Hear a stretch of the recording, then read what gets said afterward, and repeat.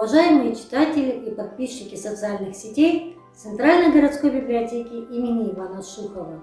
Наступила весна, и мы продолжаем нашу постоянную видеорубрику «Круглый год. Рассад и огород». Апрель в нашем регионе – месяц ожидания и надежды. Зима отступает, но еще не сдается, хотя солнце уже пригревает по-весеннему. Работы в саду кипят. Нужно осмотреть деревья и кустарники, побелить стволы, чтобы защитить от вредителей, удалить больные и поврежденные ветки. А чтобы дать толчок к росту, подкормить растения азотными удобрениями. В огороде дел еще больше. Перекопать и удобрить землю, посеять холодостойкие культуры, редис, морковь, свеклу, салат, шпинат, а также зелень, укроп и петрушку.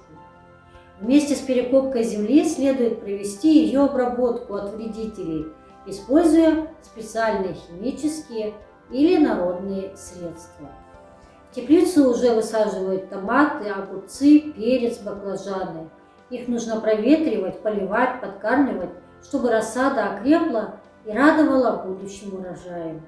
Апрель – месяц хлопотный, но приятный. На даче забываешь обо всех заботах, наслаждаешься пробуждением природы. Но не стоит забывать о капризах нашей северной весны.